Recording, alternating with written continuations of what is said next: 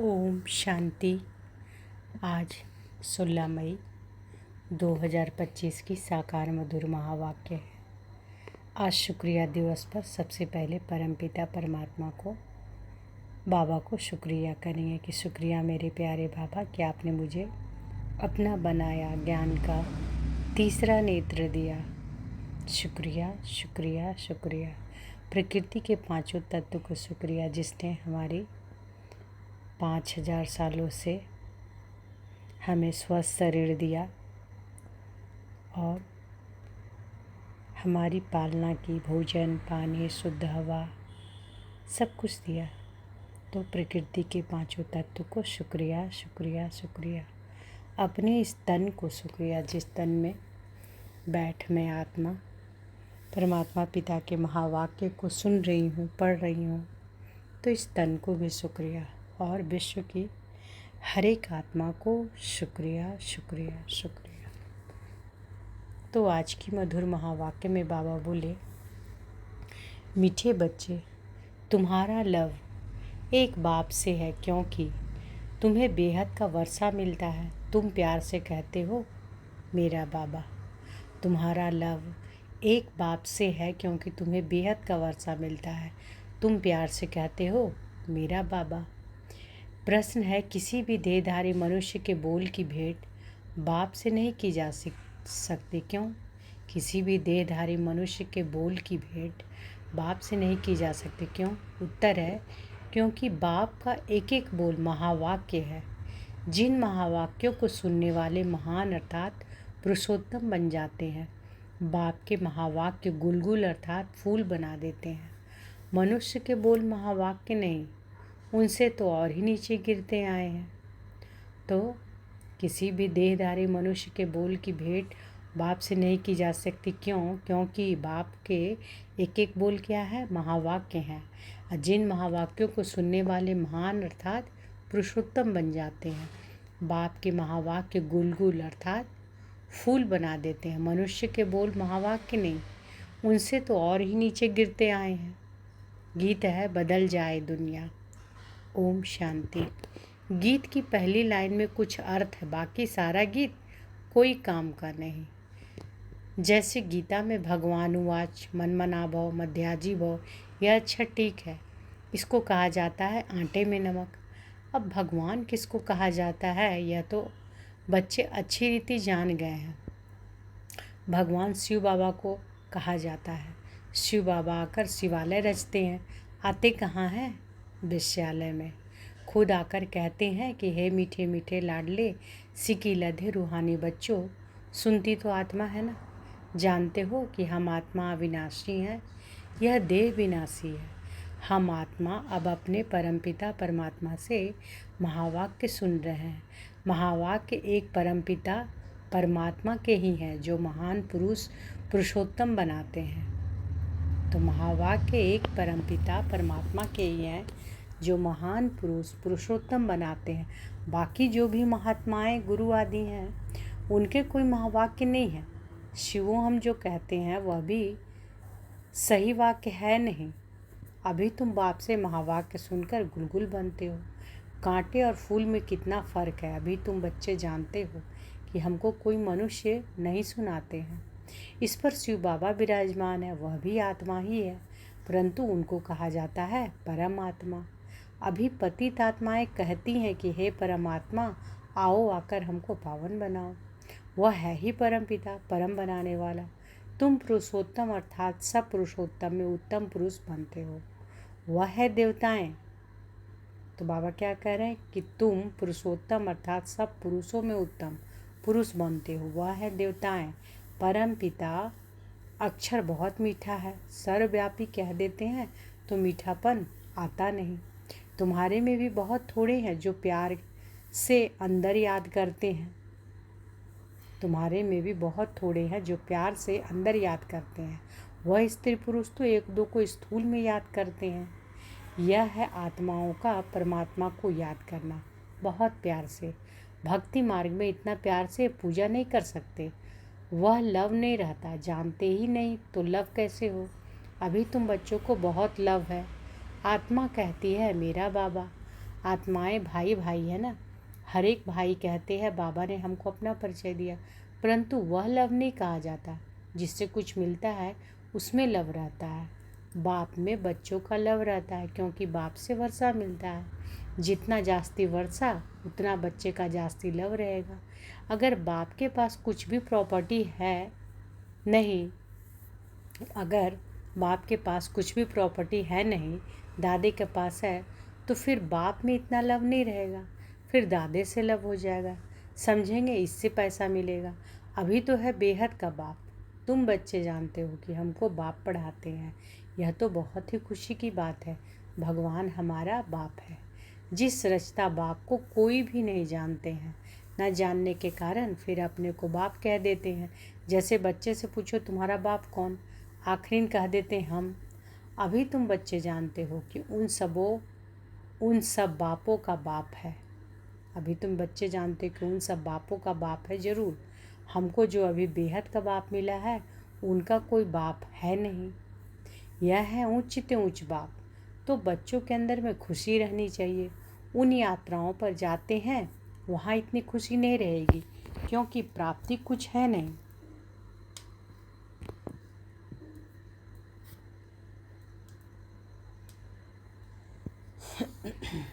सिर्फ दर्शन करने जाते हैं। मुफ्त में कितने धक्के खाते हैं।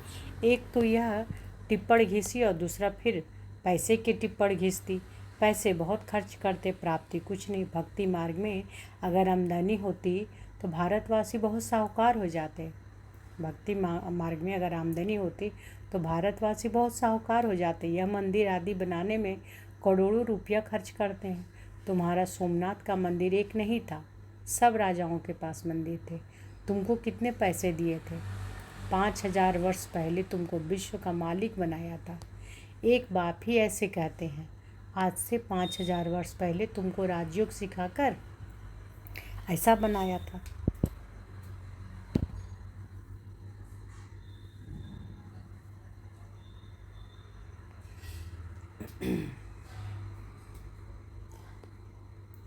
तो बाबा क्या कह रहे हैं कि आज से 5,000 वर्ष पहले तुमको राजयोग सिखाकर ऐसा बनाया था। अभी तुम क्या बन गए हो? बुद्धि में आना चाहिए ना। हम कितना उच्च थे, पुनर्जन्म लेते लेते एकदम पटाकर पड़े हैं, कौड़ी मिसल बन पड़े हैं। फिर अभी हम बाबा के पास जाते हैं, जो बाबा हमको विश्व का मालिक बनाते हैं। यह एक ही यात्रा है। जबकि आत्माओं को बाप मिलते हैं तो अंदर में वह लव रहना चाहिए। तुम बच्चे जब यहाँ आते हो तो बुद्धि में रहना चाहिए कि हम उस बाप के पास जाते हैं जिनसे हमको फिर से विश्व की बादशाही मिलती है। वह बाप हमको शिक्षा देते हैं, बच्चे दैवी गुण धारण करो, सर्वशक्तिमान पतित पावन मुझ बाप को याद करो। तो बाबा क्या कहते हैं? बाबा क्या शिक्षा देते हैं कि बच्चे दैवी गुण धारण करो, सर्वशक्तिमान पतित पावन मुझ बाप को याद करो। मैं कल्प कल्प आकर कहता हूँ कि मामेकम याद करो तो विकर्म विनाश होंगे। दिल में यह आना चाहिए कि हम बेहद के बाप के पास आए हैं। बाप कहते हैं कि मैं गुप्त हूँ, आत्मा कहती है मैं गुप्त हूँ। तुम समझते हो हम जाते हैं शिव बाबा के पास, ब्रह्मा दादा के पास।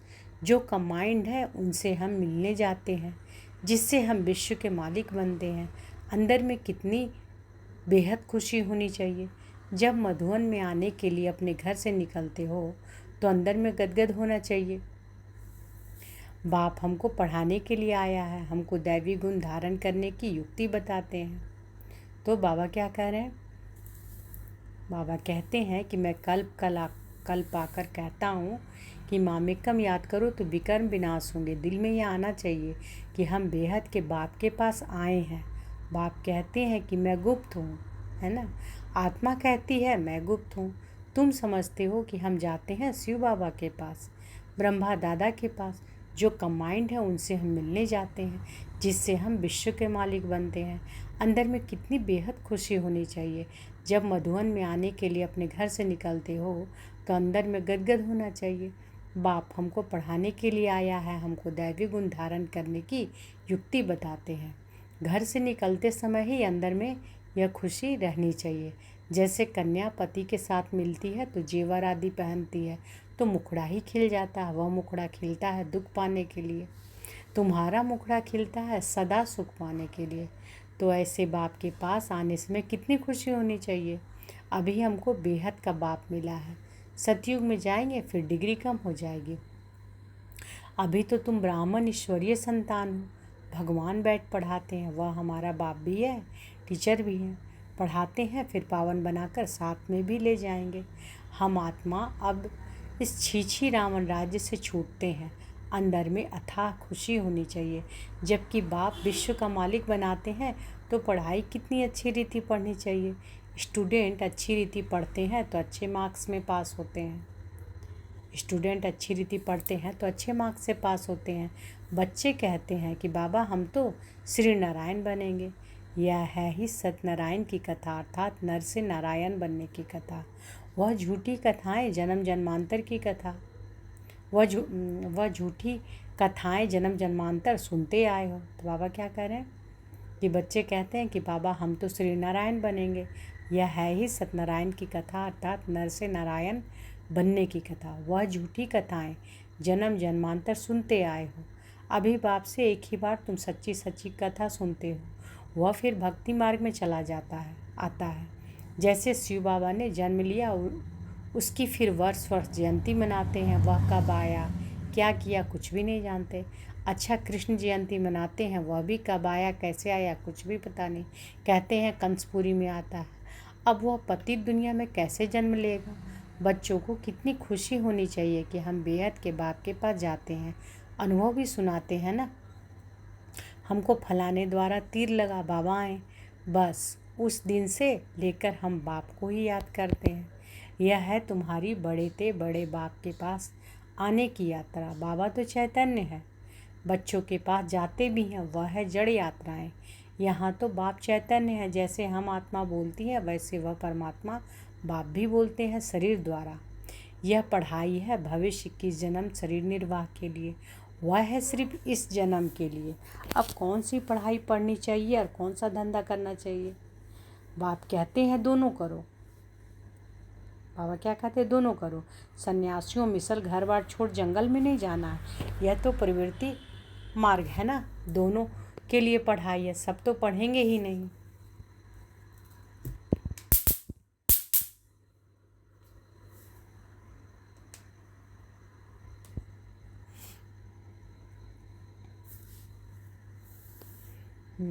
तो बाबा कहते हैं कि दोनों के लिए पढ़ाई है। सब तो पढ़ेंगे भी नहीं, कोई अच्छा पढ़ेंगे, कोई कम, कोई को एकदम झट तीर लग जाएगा, कोई तो तवाई मिसल बोलते रहेंगे। कोई कहते हैं कि हाँ हम समझने की कोशिश करेंगे, कोई कहेंगे यह तो एकांत में समझने की बातें, बस फिर गुम हो जाएंगे। कोई को ज्ञान का तीर लगा तो झट आकर समझेंगे, कोई फिर कहेंगे हमको फुर्सत नहीं, तो समझो तीर लगा नहीं। देखो बाबा को तीर लगा तो फट से छोड़ दिया ना, समझा बादशाही मिलती है, उनके आगे यह क्या है। हमको तो बाप से राजाई लेनी है। अभी बाप कहते हैं कि वह धंधा आदि भी करो, सिर्फ एक हफ्ता या अच्छी रीति समझो।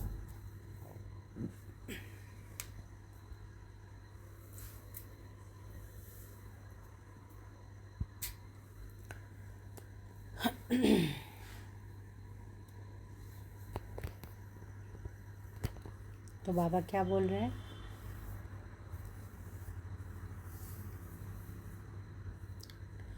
कि देखो बाबा को तीर लगा तो फट से छोड़ दिया ना।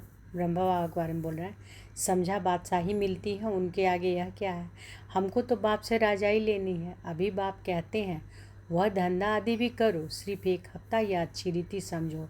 गृहस्थ व्यवहार भी संभालना है, रचना की पालना भी करनी है। वह तो रचकर फिर भाग जाते हैं। बाप कहते हैं कि तुमने रचा है तो फिर अच्छी रीति संभालो। समझो स्त्री अथवा बच्चा तुम्हारा कहना मानते हैं तो सपूत है, नहीं समझते हैं तो कपूत है। सपूत और कपूत का पता पड़ जाता है ना। बाप कहते हैं कि तुम श्रीमत पर चलेंगे तो श्रेष्ठ बनेंगे, नहीं तो वर्षा मिल ना सके। पवित्र बन, सपूत बच्चा बन, नाम बाला करो। तीर लग गया फिर तो कहेंगे बस अभी तो हम सच्ची कमाई करेंगे। बाप आए हैं शिवालय में ले जाने, तो शिवालय में जाने लिए फिर लायक बनना है, मेहनत है। बोलो अब शिव बाबा को याद करो, मौत सामने खड़ा है, कल्याण तो उनका भी करना है ना। बोलो अब याद करो तो विकर्म विनाश होंगे। तुम बच्चियों का फर्ज है पियर घर और ससुर घर का उद्धार करना, जबकि तुम्हें बुलावा होता है तो तुम्हारा फर्ज है उनका कल्याण करना, रहम दिल बनना चाहिए। पतित तमो प्रधान मनुष्यों को सतो प्रधान बनने का रास्ता बताना है। तुम जानते हो कि हर चीज़ नई से पुरानी जरूर होती है। नर्क से सब पतित आत्माएं हैं, नर्क में सब पतित आत्माएं हैं, तब तो गंगा में स्नान कर पावन होने जाते हैं। पहले तो समझे कि हम पतित हैं, इसलिए पावन बनना है। बाप आत्माओं को कहते हैं कि मुझे याद करो तो तुम्हारे पाप नष्ट हो जाएंगे। तो बाप सब आत्माओं से, हम सबों से क्या कहते हैं कि मुझे याद करो तो तुम्हारे पाप नष्ट हो जाएंगे। तो बाबा बार बार हर दिन के मुरली में याद पर बल देते हैं कि याद से ही हमारे पाप नष्ट होंगे, बाबा की याद से। तो बाबा कहते हैं कि बाप आत्माओं को कहते हैं कि मुझे याद करो तो तुम्हारे पाप नष्ट हो जाएंगे। साधु संत आदि जो भी हैं सबको यह मेरा पैगाम दो कि बाप कहते हैं मुझे याद करो। इस योग अग्नि से अथवा याद की यात्रा से तुम्हारी खाद निकलती जाएगी, तुम पवित्र बन मेरे पास आ जाएंगे। मैं तुम सबको साथ ले जाऊंगा। जैसे बिच्छू होता है, चलता जाता है, जहाँ नर्म चीज़ देखता है डंक मार देता है, पत्थर को डंक मार क्या करेगा। तुम भी बाप का परिचय दो, यह भी बाप ने समझाया है।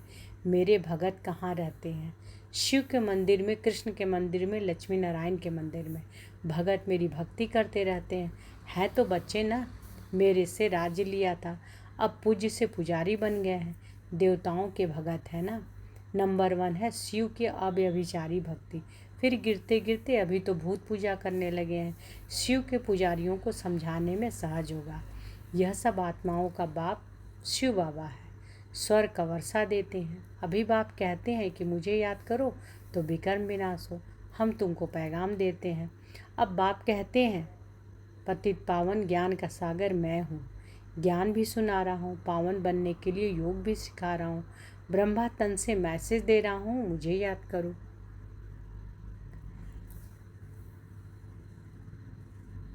अपने 84 जन्मों को याद करो। तुमको भगत मिलेंगे मंदिरों में और फिर कुंभ के मेले में, वहाँ तुम समझा सकते। पतित पावन गंगा है या परमात्मा? तो बच्चों को यह खुशी रहनी चाहिए कि हम किसके पास जाते हैं। है कितना साधारण, क्या बड़ाई दिखाएं।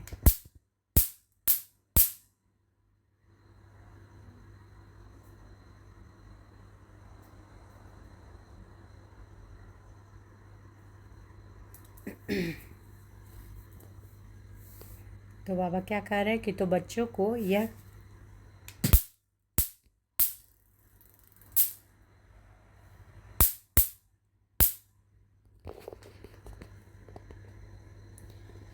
खुशी रहनी चाहिए कि हम किसके पास जाते हैं। है कितना साधारण, क्या बड़ाई दिखाएं। शिव बाबा क्या करे जो बड़ा आदमी दिखाई पड़े।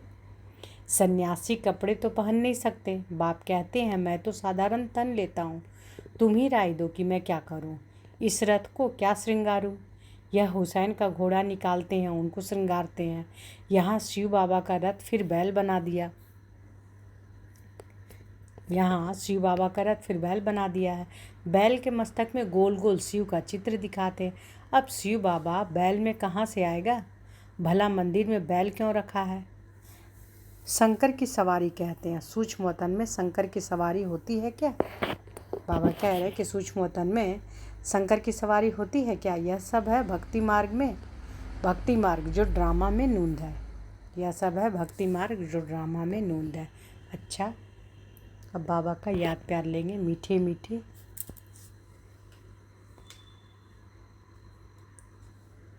सिकी लधे बच्चों प्रति माता पिता बाप दादा का याद प्यार और गुड मॉर्निंग। रूहानी बाप की रूहानी बच्चों को नमस्ते। हम रूहानी बच्चों की रूहानी माता पिता बाप दादा को याद प्यार, गुड मॉर्निंग और नमस्ते नमस्ते नमस्ते। शुक्रिया बाबा, शुक्रिया। धारणा के लिए मुख्य सार। पहला है, अपने आप से प्रतिज्ञा करनी है कि अभी हम सच्ची कमाई करेंगे, स्वयं को शिवालय में चलने के लायक बनाएंगे, सपूत बच्चा बनकर श्रीमत पर चलकर बाप का नाम बाला करेंगे। अपने आप से प्रतिज्ञा करनी है कि अभी हम सच्ची कमाई करेंगे, स्वयं को शिवालय में चलने के लायक बनाएंगे, सपूत बच्चा बनकर श्रीमत पर चलकर बाप का नाम वाला करेंगे। दूसरा, रहम दिल बन तमो प्रधान मनुष्यों को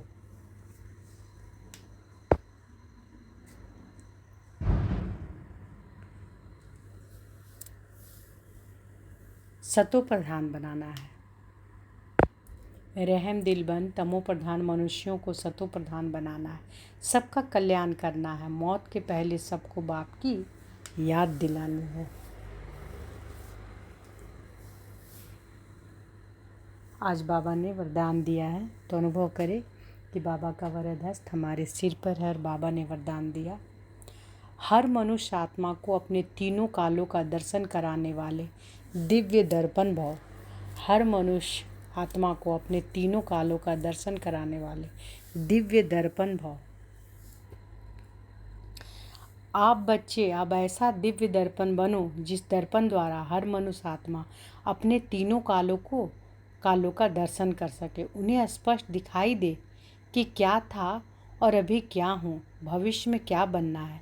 जब जानेंगे अर्थात अनुभव करेंगे व देखेंगे कि अनेक जन्मों की प्यास व अनेक जन्मों की आशाएं मुक्ति में जाने की व स्वर्ग में जाने की अभी पूर्ण होने वाली है, तो सहज ही बाप से वर्षा लेने के लिए आकर्षित होते हुए आएंगे। तो बाबा कितना अच्छा वरदान दिए हैं कि हर मनुष्य आत्मा को अपने तीनों कालों का दर्शन कराने वाले दिव्य दर्पण भाव है ना। तो बाबा क्या कह रहे कि आप बच्चे अब ऐसा दिव्य दर्पण बनो, दर्पण आईना मतलब बनो कि जिस दर्पण द्वारा हर मनुष्य आत्मा अपने तीनों कालों का दर्शन कर सके, उन्हें स्पष्ट दिखाई दे कि क्या था और अभी क्या हूँ, भविष्य में क्या बनना है।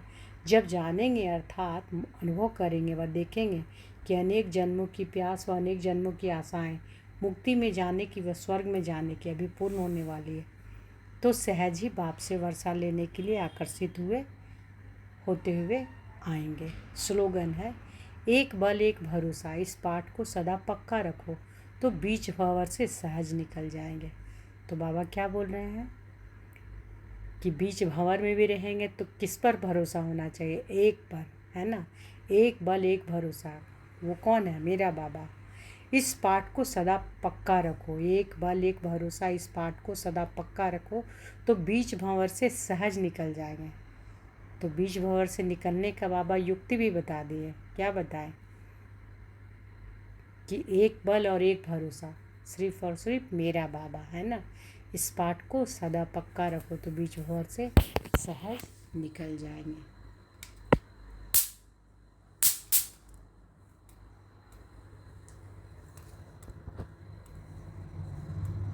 अब व्यक्ति सारे हैं।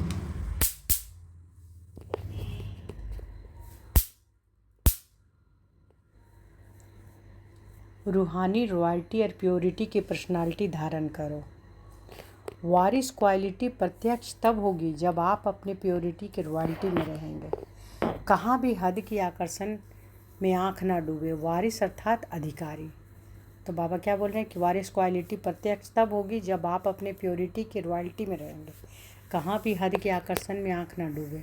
वारिस अर्थात अधिकारी।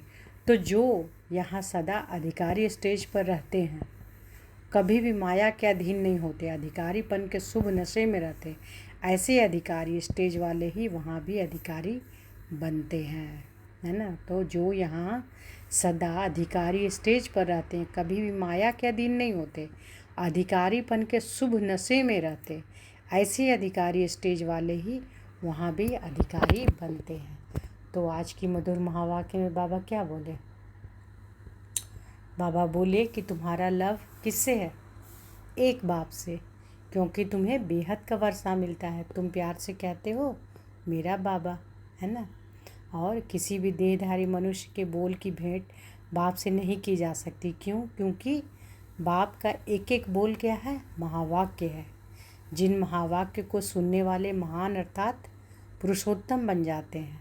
बाप के महावाक्य गुलगुल अर्थात फूल बना देते हैं, है ना। बाबा के एक एक बोल क्या है, महावाक्य, है ना। तो मनुष्य के बोल महावाक्य नहीं, उनसे तो और ही नीचे गिरते आए हैं। और आज का गीत है, बदल जाए दुनिया। और बाबा धारणा करने के लिए क्या क्या बोले? बाबा बोले कि अपने आप से प्रतिज्ञा करनी है कि अभी हम सच्ची कमाई करेंगे, स्वयं को शिवालय में चलने लायक बनाएंगे, सपूत बच्चा बनकर श्रीमत पर चलकर बाप का नाम बाला करेंगे। दूसरा, रहमदिल बन, तमो प्रधान मनुष्यों को सतो प्रधान बनाना है, सबका कल्याण करना है, मौत के पहले सबको बाप की याद दिलानी है। और कितना अच्छा वरदान बाबा दिए कि हर मनुष्य आत्मा को अपने तीनों कालों का दर्शन कराने वाले दिव्य दर्पण भव। तो आप बच्चे को, बाबा हम बच्चों को क्या बोल रहे हैं कि ऐसा दिव्य दर्पण बनो जिस दर्पण द्वारा हर मनुष्य आत्मा अपने तीनों कालों को दर्शन कर सके, उन्हें स्पष्ट दिखाई दे कि क्या था और अभी क्या हूँ, भविष्य में क्या बनना है, तीनों काल वो देख ले। और वैसा दर्पण बनने बाबा कह रहे हैं। जब जानेंगे अर्थात अनुभव करेंगे और देखेंगे कि अनेक जन्मों की प्यास, अनेक जन्मों की आशाएं मुक्ति में जाने व स्वर्ग में जाने की अभी पूर्ण होने वाली, तो सहज ही बाप से वर्षा लेने के लिए आकर्षित होते हुए आएंगे। और स्लोगन में बाबा क्या बोले कि बीच भंवर से सहज कैसे निकल जाएंगे, एक बल और एक भरोसा, इस पाठ को सदा पक्का रखो। एक बल एक भरोसा, इस पाठ को सदा पक्का रखो।